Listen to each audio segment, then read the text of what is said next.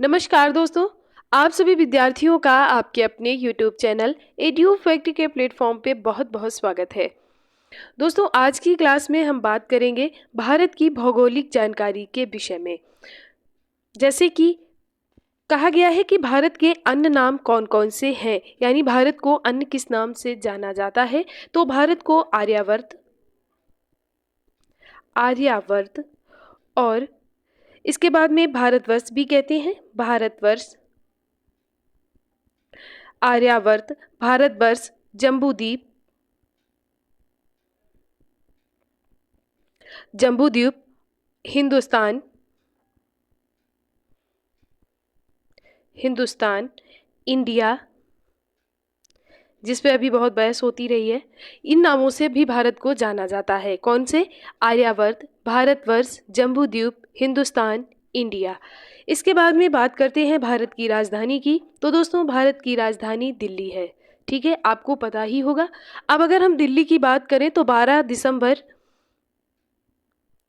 1911 को कलकत्ता से बदलकर दिल्ली को राजधानी बनाया गया और 13 फरवरी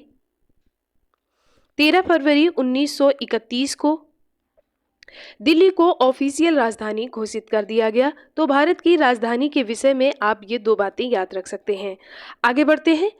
जलीय राष्ट्रीय जीव कौन सा है, ये आपसे पूछा गया है। तो ये है गांगेय डॉल्फिन। गांगेय डॉल्फिन है। अगर हम गांगेय डॉल्फिन की बात करें तो ये 4 अक्टूबर 2009 को राष्ट्रीय जलीय जीव घोषित किया गया और ये एक बैठक हुई थी गंगा नदी घाटी प्राधिकरण की, जिसकी अध्यक्षता मनमोहन सिंह जी ने की थी। और इसमें गंगा को राष्ट्रीय जलीय जीव घोषित करने का जो सुझाव दिया था वो नीतीश कुमार जी ने दिया था। ये भी याद रखिएगा, नीतीश कुमार जी ने गंगा को राष्ट्रीय जलीय जीव घोषित करने का सुझाव दिया था, ताकि जो गंगेय डॉल्फिन है इसका संरक्षण किया जाए। तो इसका सुझाव किसने दिया था? ये सुझाव दिया था नीतीश कुमार जी ने, जो कि बिहार के मुख्यमंत्री हैं। याद रखिएगा। आगे बढ़ते हैं। राष्ट्रीय आदर्श वाक्य क्या है, ये आपसे पूछा गया है। तो राष्ट्रीय आदर्श जो वाक्य है वो सत्यमेव जयते है। सत्यमेव जयते। सत्यमेव जयते लिया कहाँ से गया है? तो ये मुंडकोपनिषद से लिया गया है। ये भी याद रखिएगा, मुंडकोपनिषद से ये लिया गया है। और अगर हम इसकी बात करें कि ये अपनाया कब गया, तो ये 26 जनवरी 1950 को अपनाया गया। 26 जनवरी 1950 को सत्यमेव जयते जो भारत का राष्ट्रीय वाक्य है, इसे अपनाया गया। और सर्वप्रथम 1918 में इस शब्द का यूज किया था। किसने? मदन मोहन मालवीय जी ने सत्यमेव जयते का नारा दिया था। ये भी याद रखिएगा। ठीक है। और अगर हम बात करें कि ये मुंडकोपनिषद है, ये किसका उपनिषद है? तो ये अथर्ववेद का उपनिषद है। ये भी आप याद रखिएगा। आगे बढ़ते हैं। राष्ट्रीय नदी। राष्ट्रीय नदी कौन सी है? सभी को पता होगा कि राष्ट्रीय नदी गंगा है। याद रखिएगा, राष्ट्रीय नदी गंगा है। भारत की धार्मिक नदी भी गंगा को ही माना जाता है। तो राष्ट्रीय नदी कौन सी है? गंगा है। 4 नवंबर 2008 को 4 नवंबर 2008 को इसे राष्ट्रीय नदी के रूप में घोषित किया गया है। ये भी आप याद रखिएगा। आगे बढ़ते हैं राष्ट्रीय पशु की तरफ। तो राष्ट्रीय जो पशु है वो आपका बाघ है। ये भी याद रखिए, राष्ट्रीय पशु बाघ है। और इसे 18 नवंबर 1972 को राष्ट्रीय पशु के रूप में घोषित किया गया। 18 नवंबर 1972 से पहले राष्ट्रीय पशु कौन था? तो वो आपका शेर था। याद रखिएगा, 18 नवंबर 1972 को राष्ट्रीय पशु बाघ घोषित किया गया, क्योंकि इसे संरक्षण मिल सके। इनकी संख्या में लगातार गिरावट आ रही थी। उस गिरावट को कम करने के लिए और इनकी संख्या में बढ़ोतरी हो सके, इन्हें संरक्षण मिल सके, इसलिए 18 नवंबर 1972 को इन्हें राष्ट्रीय पशु के रूप में घोषित कर दिया गया। अब बाघ जो है वो किन देशों का राष्ट्रीय पशु है? तो ये भी आप देख लीजिए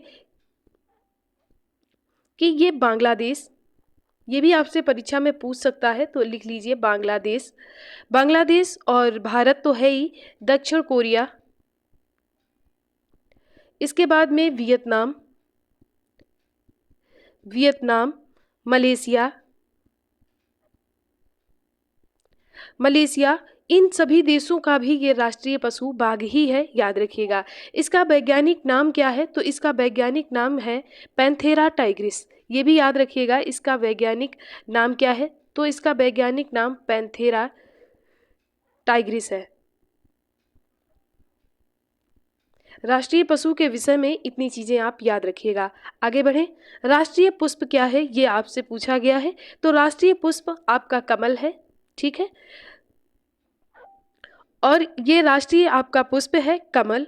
इसे कब शामिल किया गया या राष्ट्रीय पुष्प है कब घोषित किया गया? तो इसे 26 जनवरी 1950 को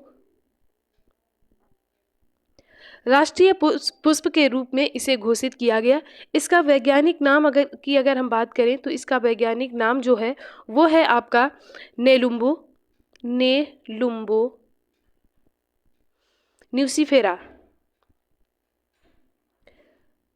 न्यूसीफेरा इसका वैज्ञानिक नाम है। किसका? कमल का। कब अपनाया गया? तो 26 जनवरी 1950 को इसे राष्ट्रीय पुष्प के रूप में अपनाया गया। इसका वैज्ञानिक नाम क्या है? तो नेलुम्बू न्यूसीफेरा इसका वैज्ञानिक नाम है, याद रखिएगा। आगे अगर हम राष्ट्रीय विरासत पशु की बात करें तो राष्ट्रीय विरासत पशु आपका क्या है, ये आपको बताना है। राष्ट्रीय विरासत पशु है आपका हाथी। राष्ट्रीय विरासत पशु के रूप में हाथी को जाना जाता है। और ये जो हाथी है इसे अक्टूबर 2010 में राष्ट्रीय पशु के रूप में घोषित किया गया है, याद रखिएगा। आगे बढ़ते हैं। राष्ट्रीय ध्वज आपका पता ही होगा। राष्ट्रीय ध्वज जो है वो आपका तिरंगा है। राष्ट्रीय ध्वज के रूप में सभी तिरंगा को जानते हैं। राष्ट्रीय ध्वज आपका तिरंगा है और इसे 22 जुलाई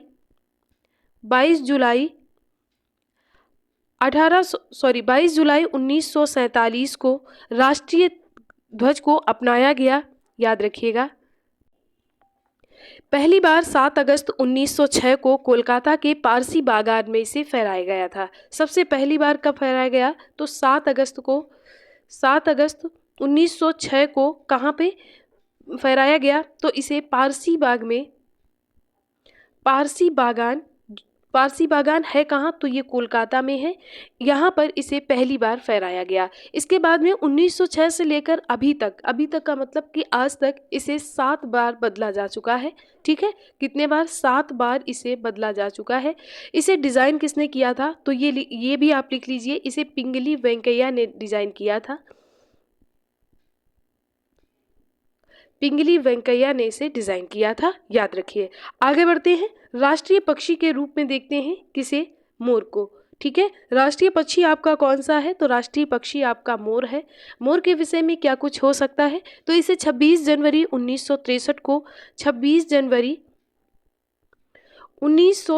को अपनाया गया। किसके रूप में? राष्ट्रीय पक्षी के मोर रूप में इसे अपनाया गया।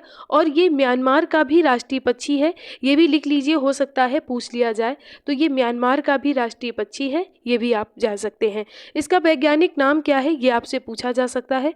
तो अगर हम इसके वैज्ञानिक नाम की दोस्तों बात करें तो इसका वैज्ञानिक नाम है पावोक्रिस्टेसस। क्या नाम है? पावोक्रिस्टेसस।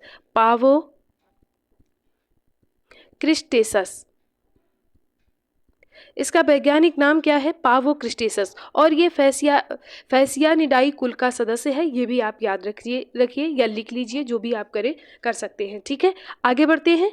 राष्ट्रीय चिन्ह क्या है? तो अशोक स्तंभ है, आप जानते हैं। अशोक स्तंभ राष्ट्रीय चिन्ह है। अशोक स्तंभ, ठीक है। इसे 26 जनवरी 1950 को अपनाया गया था। और ये सम्राट अशोक द्वारा, आपको पता ही होगा ये अशोक स्तंभ है, तो किसके द्वारा बनाया गया?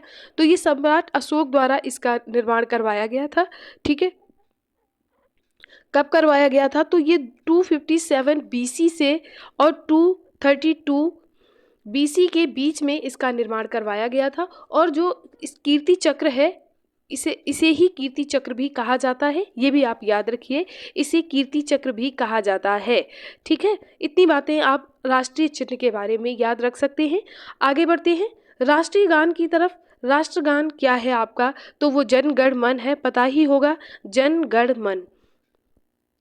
इसके बाद में राष्ट्रगान को कब अपनाया गया ये जानना बहुत ज़रूरी है। तो 24 जनवरी 1950 को इसे अपनाया गया। 24 जनवरी 1950 को इसे राष्ट्रगान के रूप में अपनाया गया। अब सर्वप्रथम इसे कहाँ पर गाया गया था, तो आप जानते ही होंगे कि 27 दिसंबर 27 दिसंबर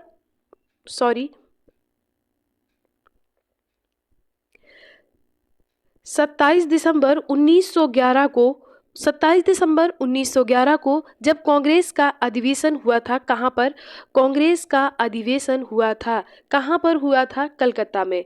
ठीक है, कांग्रेस अधिवेशन कहाँ पर, कलकत्ता में जब हुआ था, वहाँ पर इसे पहली बार फहराया गया था, याद रखिएगा। ठीक है, और इसके बाद में अब आपको पता आपने देखा होगा कि जब क्रिकेट मैच होता है वहाँ पर राष्ट्रगान गाया जाता है। ठीक है, तो जब दो देश आपस में मैच खेलते हैं और उसमें दो देशों में किसका पहले होगा राष्ट्रगान, तो जो क्रिकेट में सबसे पहले आगंतुक देश का राष्ट्रगान चलाया जाता है, ये आप याद रखिएगा। जैसे आपके अगर देश में मैच हो रहा है तो यहाँ पर जो टीम आई हुई होगी, जिस भी देश की होगी, ऑस्ट्रेलिया की होगी, श्रीलंका की होगी, बांग्लादेश की होगी, उस देश का पहले राष्ट्रगान चलाया जाएगा, याद रखिएगा। ठीक है, आगे बढ़ते हैं। राष्ट्रगीत की बात करी गई है, तो राष्ट्रीय गीत आपका वंदे मातरम है, याद रखिएगा।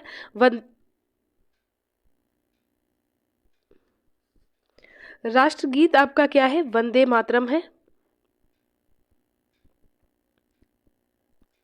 वंदे मातरम है। इसे कब अपनाया गया, तो इसे 24 जनवरी 1950 को अपनाया गया था। ठीक है, और इसे लिया कहाँ से गया है, तो इसे आनंद मठ से लिया गया है, याद रखिएगा। आनंद मठ किसने लिखा है, तो ये आनंद मठ बंकिम चंद्र चटर्जी जी द्वारा लिखा गया है और 1882 में आनंद मठ का प्रकाशन किया गया था। ठीक है, प्रकाशन किया गया था किसका, आनंद मठ का, कब, 1882 में, और 1882 में ही इसे आनंद मठ से लिया गया। पहली बार इसे कब गाया गया, तो पहली बार इसे 1896 में गाया गया था। ठीक है, कब, 28 सितंबर 1896 को इसे पहली बार गाया गया। कहाँ पर गाया गया, तो कलकत्ता अधिवेशन में इसे सबसे पहली बार गाया गया था। कब गाया गया, 28 सितंबर 1896 को गाया गया। ठीक है, और इसे गाने में कितना समय लगना चाहिए, इसका सही समय क्या है, तो इसे 1 मिनट 9 सेकेंड का समय लगता है। अगर हम बात करें राष्ट्रगान की, तो इसमें 57 सेकेंड का समय लगता है, ये भी आप याद रखिएगा। आगे बढ़ते हैं। राजभाषा, दोस्तों अगर हम राजभाषा की बात करें तो इसका वर्णन संविधान में भी किया गया है। कहाँ पर किया गया है, तो संविधान के आर्टिकल 343 के सब आर्टिकल 1 में राजभाषा की बात कही गई है। ठीक है, और इसे अपनाया कब गया था, तो 14 सितंबर, राजभाषा को 14 सितंबर 1949 को अपनाया गया। राजभाषा है क्या, तो वो हमारी हिंदी है, याद रखिएगा। इसके बाद में श्री गोपाल स्वामी अयंगर ने सर्वप्रथम इसका प्रस्ताव रखा था, किसका, कि राजभाषा हिंदी होनी चाहिए। इसका प्रस्ताव सर्वप्रथम किसने रखा था, तो श्री गोपाल स्वामी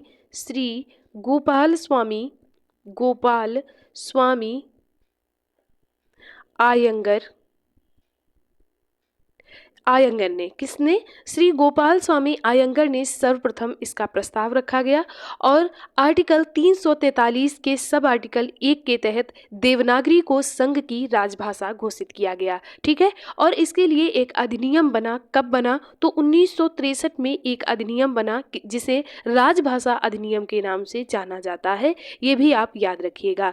इतनी बातें आप राजभाषा में इतनी बातें आप याद रख सकते हैं, याद रखिएगा। राजभाषा आयोग बना था। आगे बढ़ते हैं राष्ट्रीय लिपि की तरफ। तो दोस्तों राष्ट्रीय लिपि आपकी देवनागरी है, राष्ट्रीय लिपि आपकी देवनागरी है। जनसंख्या की दृष्टि से जनसंख्या की दृष्टि से विश्व में स्थान, यानी विश्व में भारत का कौन सा स्थान है? तो दोस्तों पहले दूसरा स्थान था, हम चाइना के बाद थे, अब हम चाइना से पहले पहुंच गए हैं, तो इसलिए अब अगर हम बात करेंगे तो हमारा प्रथम स्थान है। जनसंख्या से की दृष्टि से भारत का विश्व में कौन सा स्थान है? तो प्रथम स्थान है। क्षेत्रफल की दृष्टि से अगर हम बात करेंगे तो 7वां स्थान हो जाएगा। आगे बढ़ते हैं। महिला जनसंख्या हमारे भारत में कितनी है?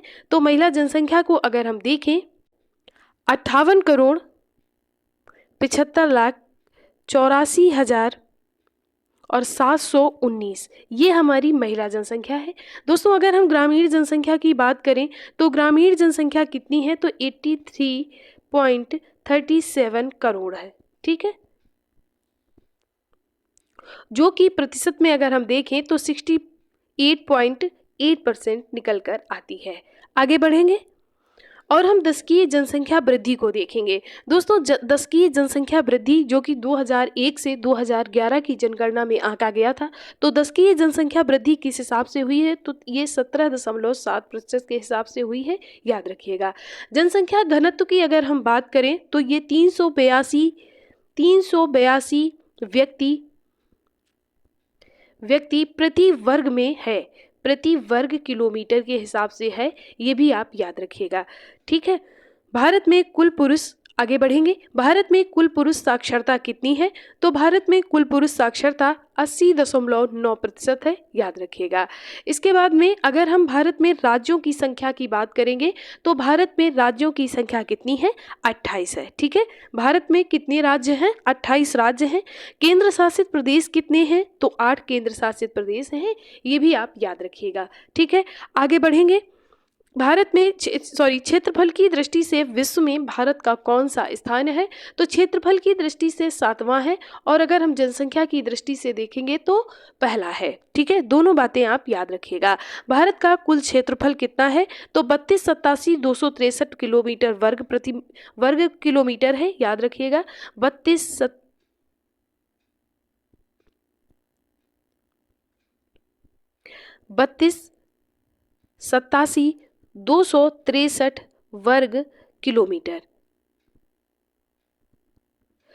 आगे बढ़ेंगे। भारत का क्षेत्रफल विश्व के क्षेत्रफल का कितना है, ये आपसे पूछा गया है। तो भारत का जो क्षेत्रफल है वो विश्व के क्षेत्रफल का 2.4% है, ये याद रखिएगा। भारत का क्षेत्रफल विश्व के क्षेत्रफल का 2.4% है। भारत की भौगोलिक स्थिति क्या है, यानी भारत कहाँ पर स्थित है, ये आपको देखना है, बताना है। भारत की अगर हम भौगोलिक स्थिति की बात करें, यानी भारत पूरे पृथ्वी में कहाँ पर स्थित है, तो भारत की उत्तरी पूर्वी गोलार्ध में अवस्थिति है। कहाँ पर? उत्तरी पूर्वी गोलार्ध में। ठीक है, उत्तरी पूर्वी गोलार्ध में ये स्थित है। जैसे कि ये आपकी धरती है, ये आपको इसकी भारत की स्थिति कहाँ पर है? तो इस वाले गोलार्ध में ये स्थित है, याद रखिएगा। आगे बढ़ेंगे। ज्यामितीय आकार आपको बताना है, तो ज्यामितीय आकार इसका चतुष्कोणीय है, चतुष्कोणीय है, आपने देखा होगा कैसा है, चतुष्कोणीय है इसका ज्यामितीय आकार। आगे बढ़ेंगे। भारत का अक्षांशीय विस्तार आपको बताना है। भारत का अक्षांशीय विस्तार कितना है? तो ये 8 डिग्री 4 मिनट है। ठीक है, कहाँ पर? उत्तरी अक्षांश से 8 डिग्री 4 मिनट, उत्तरी अक्षांश 8 डिग्री 4 मिनट उत्तरी अक्षांश से 37 डिग्री 6 मिनट 37 डिग्री 6 मिनट उत्तरी अक्षांश तक है, यानी ये उत्तरी अक्षांश में ही स्थित है, याद रखिएगा। ठीक है, कहाँ तक है? 8 डिग्री 4 मिनट से 37 डिग्री 6 मिनट उत्तरी अक्षांश तक है, याद रखिएगा। अब हम राष्ट्रीय वृक्ष की अगर बात करें तो राष्ट्रीय वृक्ष आपका कौन सा है? बरगद है। ठीक है, राष्ट्रीय वृक्ष आपका कौन सा है? राष्ट्रीय वृक्ष आपका बरगद है। ठीक है, अब अगर हम इसके वैज्ञानिक नाम को देखें, क्योंकि वैज्ञानिक नाम कभी कभी पूछ लिया जाता है और ऑप्शन में वैज्ञानिक नाम ही दिया जाता है, तो इसका जो वैज्ञानिक नाम है राष्ट्रीय वृक्ष का वो है फाइकस बेंगालेंसिस, बेंगालेंसिस। ठीक है, ये इसका वैज्ञानिक नाम हो गया, याद रखिए। आगे बढ़ेंगे। अंतर्राष्ट्रीय सीमाओं वाले राज्य आपको बताने हैं। भारत में कौन कौन से अंतर्राष्ट्रीय सीमा वाले राज्य हैं, यानी कौन कौन से राज्य हैं जो कि अंतर्राष्ट्रीय सीमा को टच करते हैं। तो उसमें से आपके 18 राज्य आते हैं, याद रखिएगा। ठीक है, भारत में जो अंतर्राष्ट्रीय सीमा बनाने वाले राज्य हैं वो 18 राज्य हैं, याद रखिएगा। आगे बढ़ेंगे। देशांतरीय विस्तार, अभी हमने अक्षांशीय विस्तार देखा था, अब हम देशांतरीय विस्तार देखेंगे। तो इसका जो देशांतरीय विस्तार है वो आपका है 68 डिग्री 7 मिनट से लेकर 68 डिग्री 7 मिनट से पूर्वी देशांतर से 68 डिग्री 7 मिनट पूर्वी देशांतर से 97 डिग्री 25 मिनट पूर्वी देशांतर तक। ये आपका हो गया इसका देशांतरीय विस्तार। आगे बढ़ेंगे।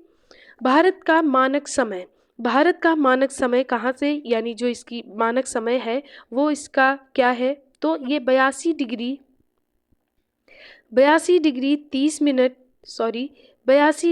30 मिनट पूर्वी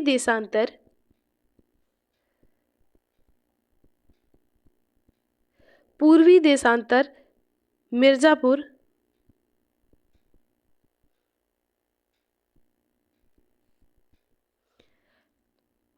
ग्रीनविच माध्य समय से 5 घंटा 30 मिनट आगे है, 30 मिनट आगे है। ठीक है, ये बात आप याद रखिएगा मानक समय के बारे में। आगे बढ़ेंगे। इसका भौगोलिक विस्तार देखते हैं। भौगोलिक विस्तार इसका क्या है, तो इसकी जो उत्तर से दक्षिण यानी नॉर्थ टू साउथ इसकी जो लंबाई है वो कितनी है, तो वो 3214 यानी 3214 किलोमीटर है। और अगर हम इसकी चौड़ाई की बात करें यानी ईस्ट टू वेस्ट की बात करें तो ये कितनी है, तो ये 2933 किलोमीटर है, याद रखिएगा। आगे बढ़ेंगे। स्थलीय सीमा की बात करेंगे। स्थलीय सीमा इसकी कितनी है, तो 15200 किलोमीटर भारत की स्थलीय सीमा है। ठीक है, और अगर हम जलीय सीमा की बात करें तो ये 16.6 किलोमीटर है। ये दोनों सीमाओं को आप अच्छे से याद कर लीजिए, पूछा जाता है। जलवायु की अगर हम यहाँ पर बात करें तो यहाँ भारत की जलवायु कैसी है, तो ये मानसूनी प्रकार की जलवायु है, याद रखिएगा। ठीक है, और अगर हम मानसूनी जलवायु है। इसके बाद में भारत की कुल जनसंख्या कितनी है ये आपको बताना है। भारत की दोस्तों कुल जनसंख्या कितनी है ये अगर आपसे पूछा जाए तो ये आपकी है 121 करोड़ के लगभग। ठीक है, करोड़ के आसपास है, जो कि विश्व की कुल जनसंख्या का 17.5% कवर करता है। ठीक है, ये जरूर याद रखिए। और कितनी है, 2011 की जनगणना के अनुसार 121 करोड़ के आसपास है। और जब भी क्वेश्चन बनता है तो जनगणना के हिसाब से ही आपसे पूछा जाता है। आगे बढ़ेंगे। बड़े बंदरगाहों की संख्या कितनी है भारत में, तो वो 13 बंदरगाह हैं। दोस्तों अगर आपने बंदरगाह की क्लास नहीं देखी है तो आपको वो क्लास आई बटन पर मिल जाएगी, वहाँ आप 13 बड़े बंदरगाह और 200 छोटे बंदरगाहों के विषय में अध्ययन कर सकते हैं, या आप प्लेलिस्ट पे जाएंगे वहाँ आपको कक्षा मिल जाएगी। ये क्लास आपको कैसी लगी ये आप हमें कमेंट करके ज़रूर बताइए। वीडियो पसंद आए तो लाइक करें, दोस्तों के साथ शेयर करें और आगे अनुसूचित जाति जनसंख्या को देखें। आगे बढ़ेंगे। अनुसूचित जाति जनसंख्या कितनी है भारत में ये आपको बतानी है, तो ये लगभग कुल जनसंख्या की 16.6% है, याद रखिएगा। ठीक है, और लगभग ये 20, 13, 80 इस हिसाब से है, लेकिन ये याद रखिए कि 16.6% कुल जनसंख्या का कवर करती है। इसके बाद में भारत में पर्वतीय क्षेत्र का विस्तार कितना है, तो भारत में कुल क्षेत्र का ये 10.7% कवर करता है। कौन सा? पर्वतीय क्षेत्र। ठीक है, 10.7 क्षेत्रफल कवर करता है। पठारी क्षेत्र कितना कवर करता है? तो वो 27.7 कवर करता है। ठीक है, 27.7% कवर करता है। पर्वतीय क्षेत्र का विस्तार 10.7 जगह कवर करता है। आगे बढ़ेंगे। कर्क रेखा पर स्थित भारत के 8 राज्य आपको बताने हैं। ठीक है, तो कर्क रेखा पर स्थित जो भारत के 8 राज्य हैं वो कौन कौन से हैं? तो वो है आपके गुजरात, ऐसे देख लेते हैं, झारखंड, झारखंड के बाद में आपका है पश्चिम बंगाल, त्रिपुरा, इसके बाद में मिजोरम, मिजोरम के बाद में गुजरात, गुजरात, राजस्थान, राजस्थान के बाद में मध्य प्रदेश और छत्तीसगढ़। ठीक है, ये आपके 8 राज्य हैं जो कर्क रेखा, यहाँ इन 8 राज्यों से कर्क रेखा गुजरती है। दोस्तों अगर हम इनकी राजधानी की बात करें तो इनकी राजधानी, झारखंड की राजधानी रांची है, पश्चिम बंगाल की कलकत्ता है, त्रिपुरा की अगरतला, मिजोरम की आइजोल, गुजरात की गांधीनगर, राजस्थान की जयपुर, मध्य प्रदेश की भोपाल और छत्तीसगढ़ की रायपुर है। इनके अगर हम मुख्यमंत्रियों की बात करें दोस्तों तो इनके मुख्यमंत्री, झारखंड के मुख्यमंत्री बाबूलाल मरांडी हैं,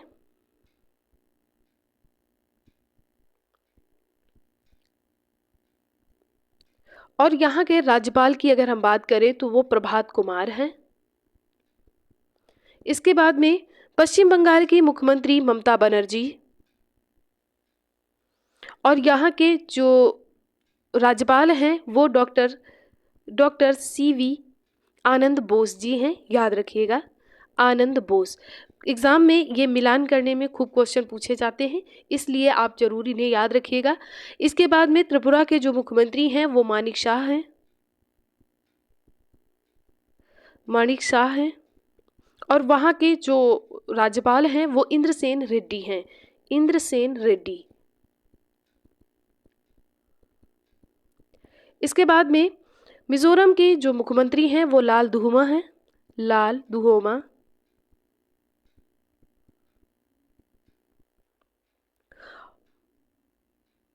और राज्यपाल को अगर हम देखें तो राज्यपाल हैं कंभमपति हरिबाबू। अगर हम गुजरात के मुख्यमंत्री की बात करें तो गुजरात के मुख्यमंत्री हैं भूपेंद्र पटेल, और राज्यपाल हैं आचार्य देवव्रत, आचार्य देवव्रत। राजस्थान के भजनलाल अभी नए नए मुख्यमंत्री बने हैं, और वहाँ के जो राज्यपाल जी हैं वो हैं कलराज मिश्र। इसके बाद में MP के मुख्यमंत्री हैं डॉक्टर मोहन यादव, ये भी अभी नए नए मुख्यमंत्री बने हैं, मोहन यादव। और अगर हम वहाँ के राज्यपाल की बात करें तो मंगू भाई छगन भाई पटेल हैं, मंगू भाई